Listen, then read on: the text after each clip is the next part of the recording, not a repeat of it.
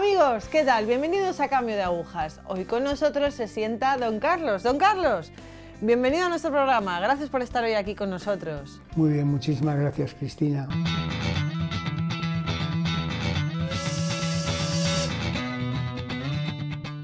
¿Podría presentarse un poquito? Pues soy Carlos Boaleaga, sacerdote diocesano. Estoy ordenado hace 3 años. Soy viudo con 2 hijos y bueno, pues mis 2 hijos, una se llama María, que tiene 40 años, Carlos, que tiene 35. Carlos es informático, María tiene una discapacidad severa desde nacimiento y está en el Cotolengo viviendo, ¿no? Yo creo que ahí es donde el Señor me formó el corazón, ¿no? Un corazón de un hombre normal, en un corazón de servir a Cristo en el enfermo, en el pobre, en el necesitado. ¿Cómo fue su infancia? ¿Su familia siempre tuvo fe? Sí, vamos a ver. Yo tengo 64 años, por lo tanto mi infancia hace 50 años, 55 años, pues en la España íbamos a misa los domingos con mis padres.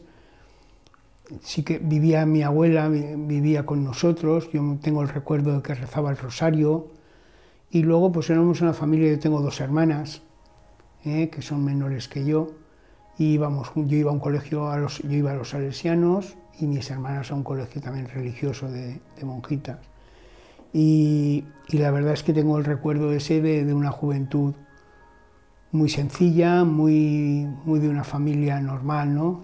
Mi padre trabajaba en una oficina, teníamos una casita de campo a las afueras de Valencia, íbamos los fines de semana, ese es el recuerdo, ¿no?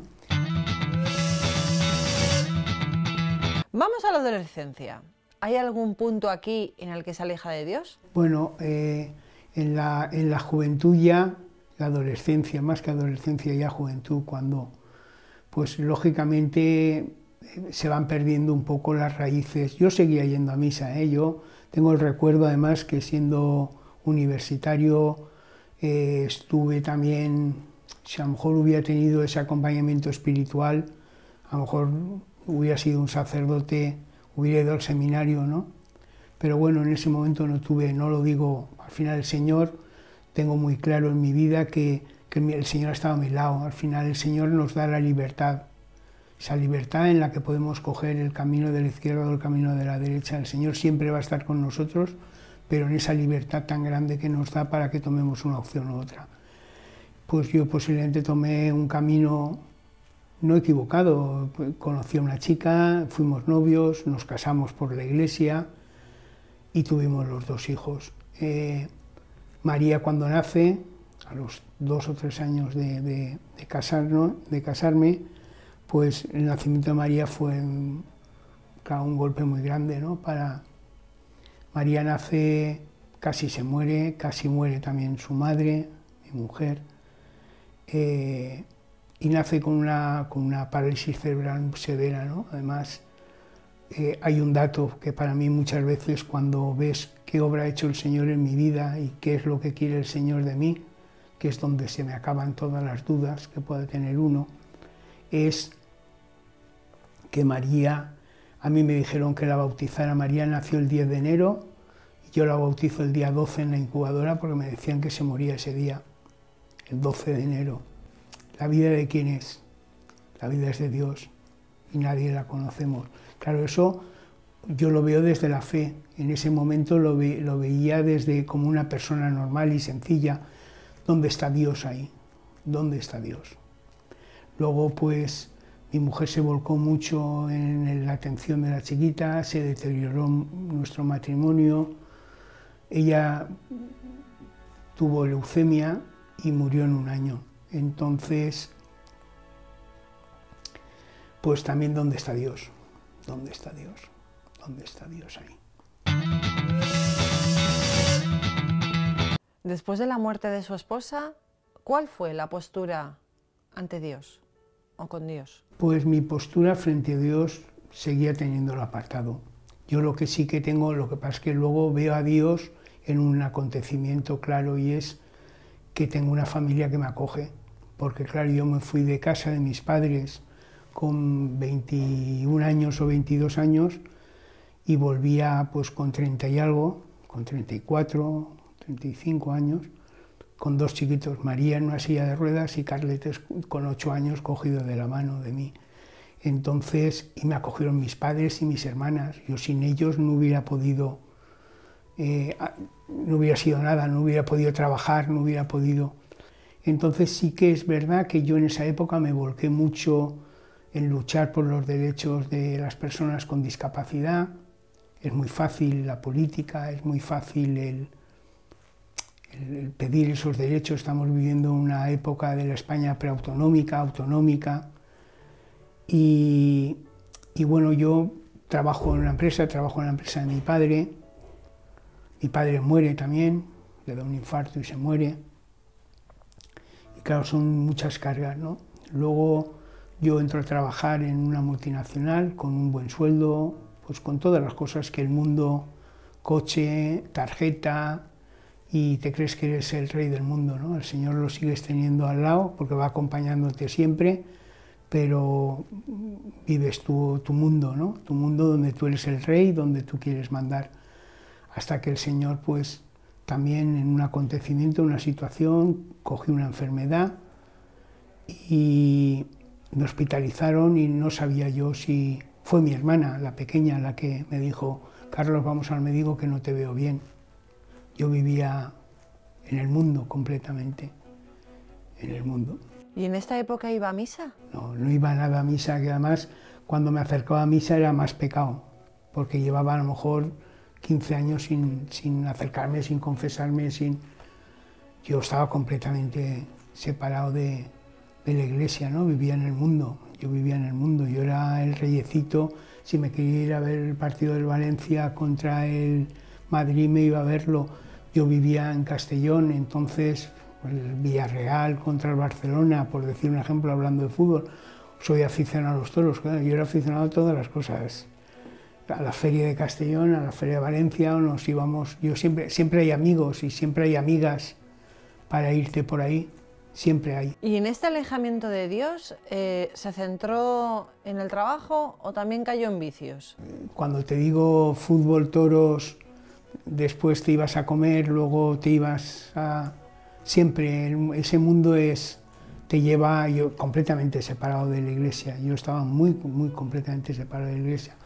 Y digo ese momento clave para mí, que es ese cambio de agujas, ¿no? Como es el programa, es que esa fe que posiblemente a mí mis padres me transmitieron, que el Señor aún tenía grabado en el corazón, me hace que cuando estoy enfermo en casa y me dicen que no sabían lo que tenía, si tenía una infección en el hígado, y estuve un tiempo, bueno, estuve de baja en la empresa y todo, y en ese momento pensé que me moría, ¿no? Y que me moría además en pecado mortal, y que necesitaba comulgar, pero sobre todo confesarme.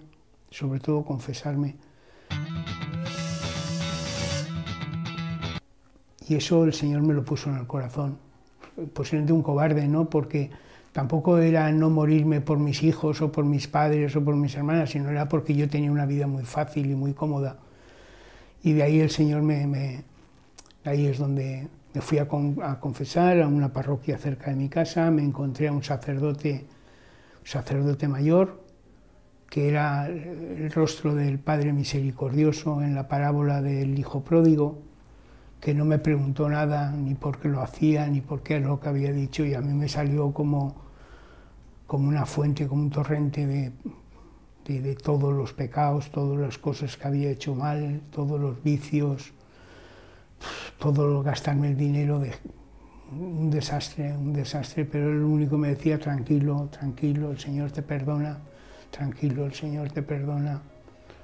Y luego acabó la confesión y me dio un abrazo, y ahí en ese momento, yo no sé, yo creo que los conversos, los que hemos vuelto otra vez a la iglesia después de estar muchos años separados, sentimos ese amor misericordioso infinito del Señor, en ese abrazo que me dio este sacerdote, que me cambió la vida completamente. Me cambió la vida completamente. El Señor me estaba esperando. El Señor me estaba esperando. El Señor tiene tiempo de espera. Para nosotros lo que puede ser una eternidad, para Él es un segundo, ¿no? Y ahí estaba el Señor para decirme: Carlos, tranquilo, te perdono. Claro, a partir de ahí ya todos los días comulgaba, iba a comulgar a la iglesia, estaba de baja en la empresa luego me jubiló, me prejubiló, es una multinacional en Castellón, y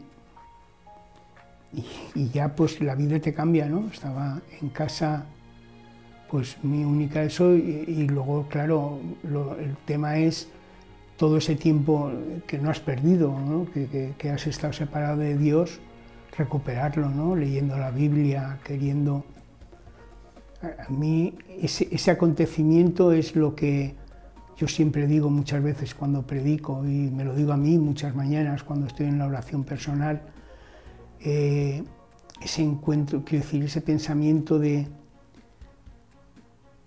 cómo el Señor nos está esperando, ¿no? Ese abrazo, quiero decir, ese punto donde el Señor demuestra su amor infinito, cómo el Señor tiene una historia para cada uno de nosotros que no la sabemos.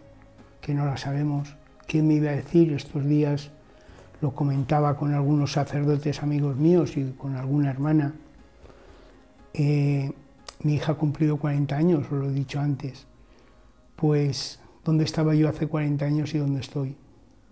Que me hubiera contado que voy con vestido de sacerdote, no lo hubiera pensado nunca, ¿no?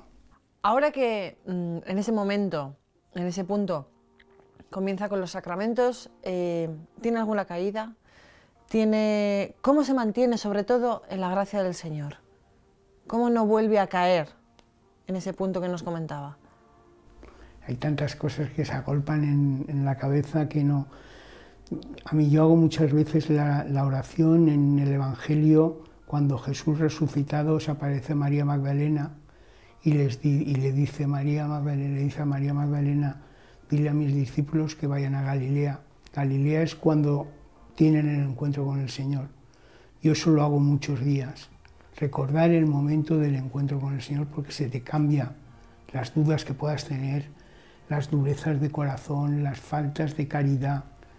Cuando descubres, te das cuenta la obra tan misericordiosa que hizo el Señor conmigo, con cada uno de nosotros, se te borran todos los... Entonces, volviendo a las caídas, a mí me cambia la vida, a mí me cambia más. Yo creo que el Señor, si te dejas hacer, va a una velocidad de crucero que no puedes descubrir. Quiero decir, yo en ese momento tenía una ansia grandísima de acercarme a la palabra de Dios.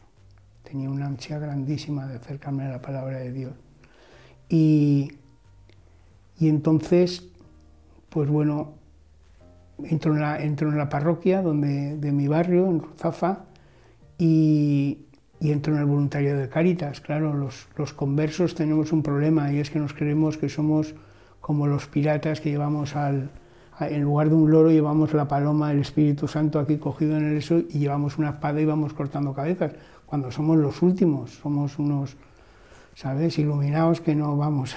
Eso también lo tienes que transformar en el corazón. Entonces, caídas, es que yo era tan feliz, esa vida de mis primeros 35 años, yo no digo los 35, pero de 15 o 20 años antes, me había transformado, era completamente distinto. Y tuve dos momentos más. Una feligresa de la parroquia me invitó a una misa en el Cotolengo, que yo lo conocía de oídas, pero no sabía lo que era, porque iba don Carlos Osoro a celebrar, había llegado a Valencia y pensó hacer una misa de acción de gracias en el Cotolengo. Y me invitó a ir. Fíjate, el Señor siempre se vale de otras personas, ¿no?, para acercarte a Él.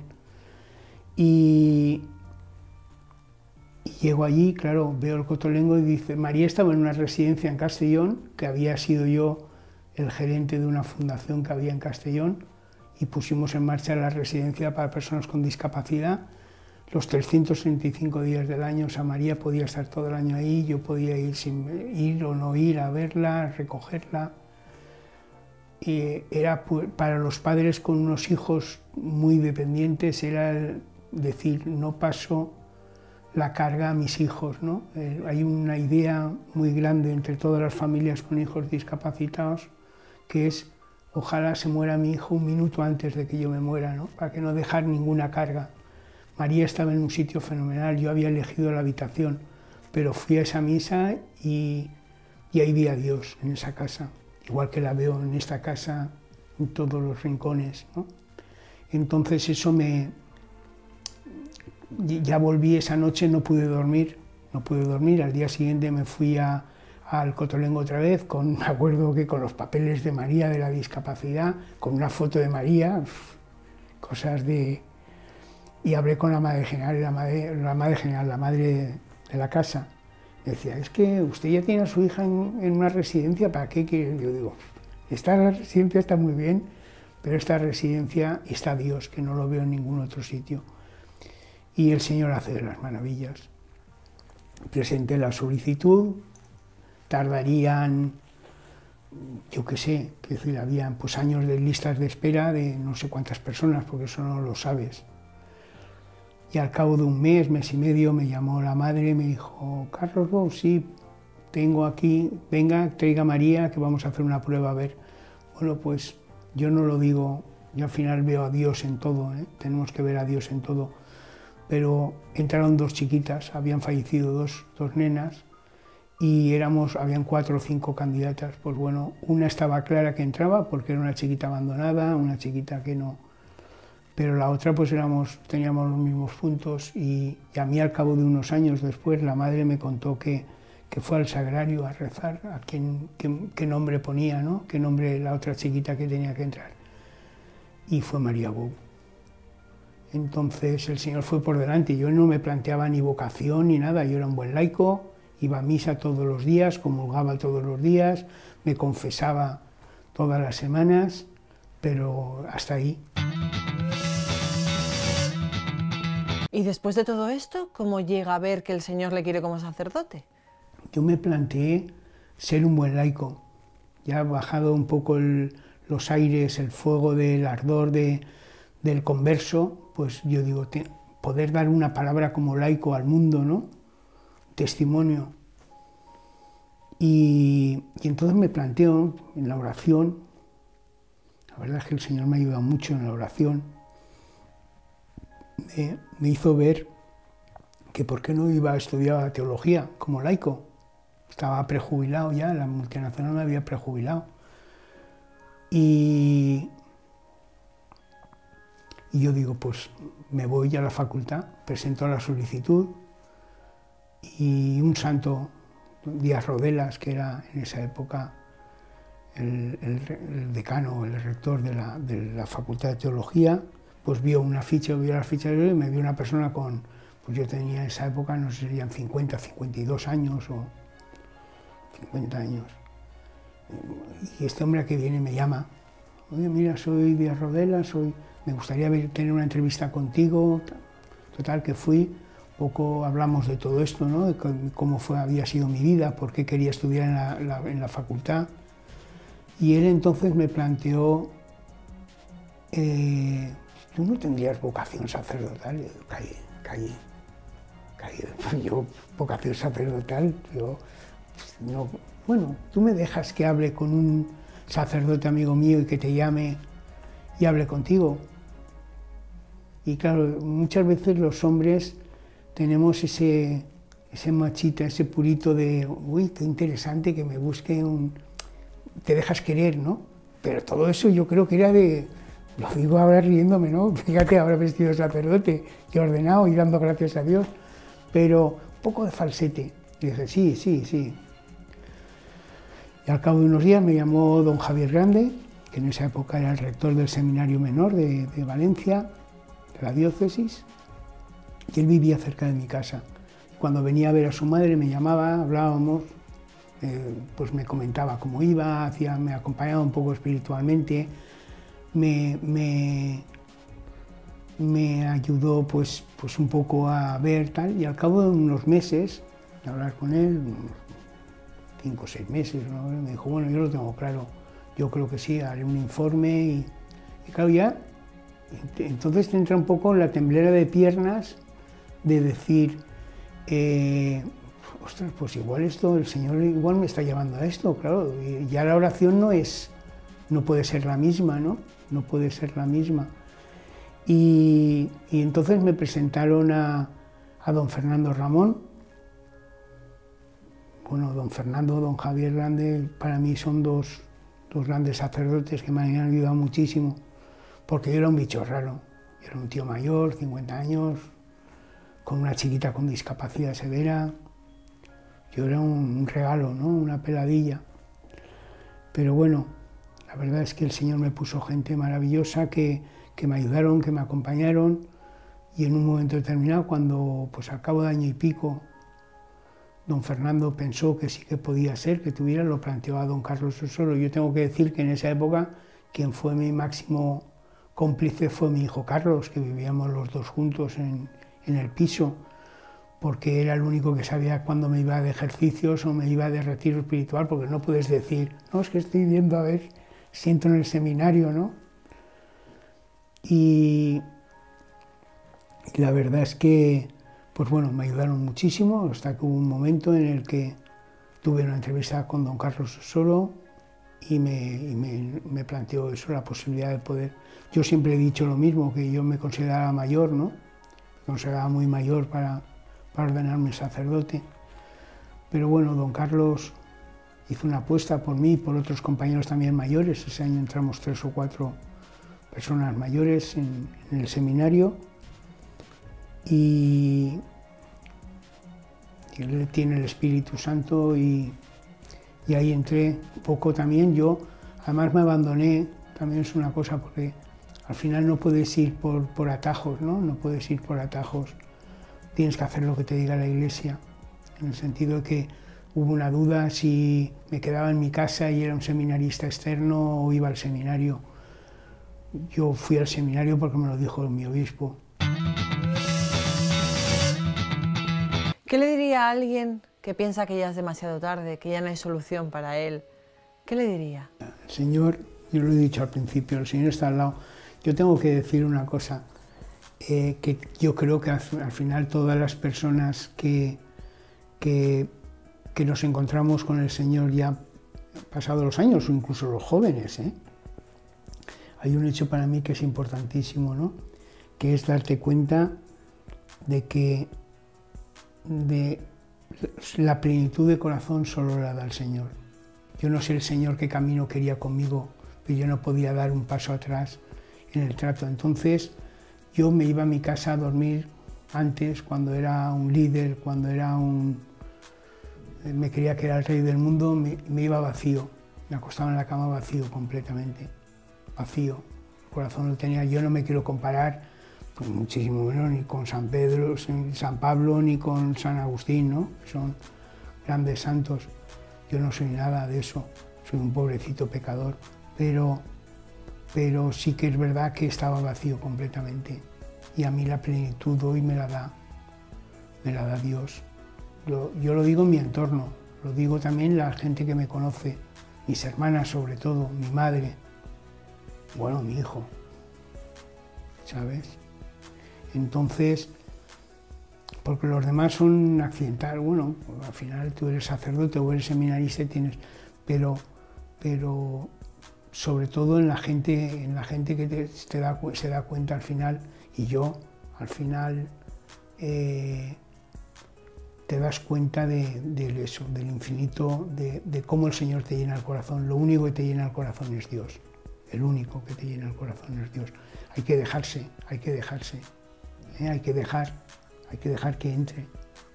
Eso es lo que yo lo decía antes también en el seminario. He visto muchos chicos jóvenes que al final tú tienes el corazón lleno de cosas, de muchas cosas, digo que sé, del móvil, de novias, de amigas, de chicos jóvenes, guapos, ingenieros, arquitectos, abogados, lo han dejado todo por Dios.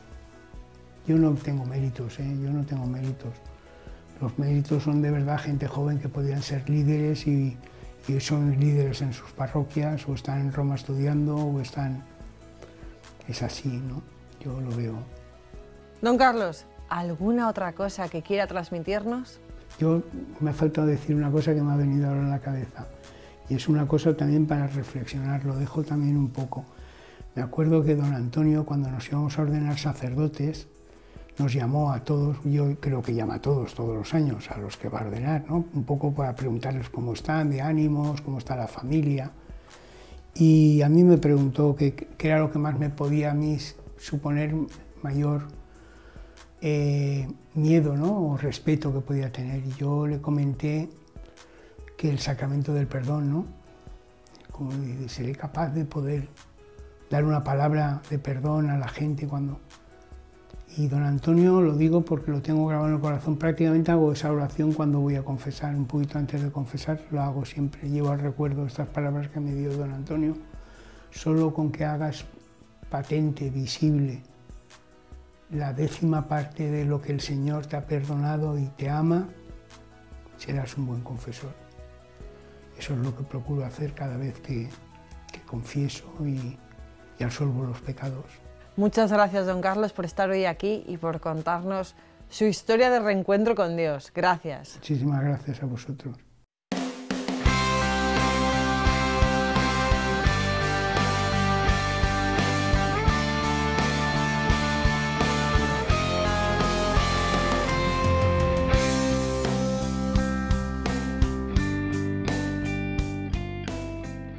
Amigos, pues un reencuentro. El abrazo del padre, el abrazo de la madre, el abrazo, hayas hecho lo que hayas hecho, el abrazo de quien te espera al final del camino, el abrazo de Dios. Que nunca caigamos en la desesperanza de que al final del camino no va a haber nadie. Al final del camino se encuentra nuestro Padre y nuestra Madre la Virgen. Y son ellos los que nos van a abrazar. Así que seguid avanzando. Gracias por estar hoy aquí con nosotros.